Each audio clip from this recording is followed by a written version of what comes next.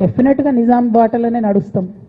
నిజాం కట్టిన ఉస్మాన్ సాగర్లోనే కదా ఇయాలటి కూడా హైదరాబాద్ ప్రజలు నీళ్ళు తాగుతున్నది. ఆ నిజాం ఆదర్శం, ఆ నిజాం స్ఫూర్తి అని కేసీఆర్ గారు చాలా సందర్భాలలో చెప్పిండ్రు. ఇవాళ కాళేశ్వరం కడితే నేను చెప్తున్నా గ్యారెంటీగా ఇంకా 200 సంవత్సరాల తర్వాత కూడా తెలంగాణ బిడ్డలు కేసీఆర్ గారిని తలుచుకుంటాం. మేడిగడ్డ అనేది ఒక చిన్న పార్ట్. ఆ చిన్న పార్టులో ఒక 3 పిల్లర్లు కుంగిపోతే 2.5 ఏండ్ల నుంచి అదే లొల్లి పెడుతున్నారు. కాళేశ్వరం మొత్తం కూలిపోయింది, కాళేశ్వరం మొత్తం కూలిపోయిందని మాట్లాడుతున్న సందర్భం. ఇక దానికి నిన్న పరాకాష్ఠకు చేరుకున్నది.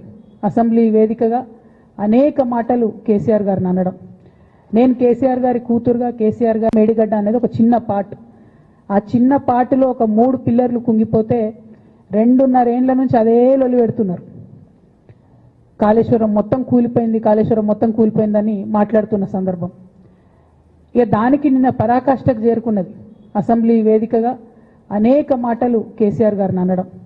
నేను కేసీఆర్ గారి కూతురుగా, కేసీఆర్ గారిని దగ్గర నుండి చూసినటువంటి వ్యక్తిగా చెప్తున్నాను. ఫస్ట్ టైం ప్రభుత్వంలోకి రాగానే, అధికారంలోకి రాగానే ఒక 6-7 నెలలు అయితే కేసీఆర్ గారు తన ఆఫీస్ రూమ్లో ఒక టేబుల్ మీద ఒక వాల్ అంతా కూడా పెద్ద టీవీ స్క్రీన్ ఉంటే 6-7 నెలలు కంప్లీట్గా రీసెర్చ్లోనే ఉన్నారు. ఎట్లా నీళ్లు తీసుకురావాలి తెలంగాణకు, ఏం చేయాలి మనం అనేటటువంటి రీసెర్చ్లు ఉన్నారు. అటువంటి వ్యక్తి మీద ఇట్లాంటి నిందలేయడం అన్నది నిజంగా దారుణం. కేసీఆర్ గారికి తిండి ధ్యాస ఉండదు, డబ్బు ధ్యాస ఉండదు. ఉండేది ఒకటే, కేవలం తెలంగాణ ధ్యాస. నేను దాదాపుగా 2006 నుండి యాక్టివ్గా పాలిటిక్స్లో నేను కూడా పాల్గొంటూ వస్తున్నాను. తెలంగాణ ఉద్యమంలో పాల్గొన్నాను. అప్పటి నుంచి ఇప్పటి వరకు కూడా నేను చూస్తున్నా, ఎప్పుడు కూడా కేసీఆర్ గారు తెలంగాణ విషయం తప్పితే, ప్రజల విషయం తప్పితే పర్సనల్ విషయాలు మాట్లాడే టైము 0.1% కూడా ఉండదు. అటువంటి ఒక మహానేత మీద, అటువంటి ఒక మహానాయకుడి మీద ఇన్ని అబాండాలు వేస్తూ దాన్ని రోజుకొక రీతిగా చెప్పుకుంటూ మాట్లాడితే చాలు కేసీఆర్ అవినీతి చేసిండు, మాట్లాడితే చాలు కేసీఆర్ ఏదో 1,00,000 కోట్లు దోసుకున్నాడు, నిజాం కన్నా రిచ్ అవ్వాలనుకున్నాడట. డెఫినెట్గా నిజాం బాటలోనే నడుస్తాం. నిజాం కట్టిన ఉస్మాన్ సాగర్లోనే కదా ఇయాలటి కూడా హైదరాబాద్ ప్రజలు నీళ్ళు తాగుతున్నది. ఆ నిజాం ఆదర్శం, ఆ నిజాం స్ఫూర్తి అని కేసీఆర్ గారు చాలా సందర్భాలలో చెప్పిండ్రు.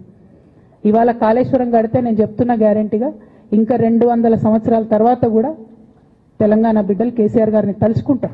మేడిగడ్డ అనేది ఒక చిన్న పార్ట్. ఆ చిన్న పార్టులో ఒక 3 పిల్లర్లు కుంగిపోతే 2.5 ఏండ్ల నుంచి అదే లొల్లి పెడుతున్నారు.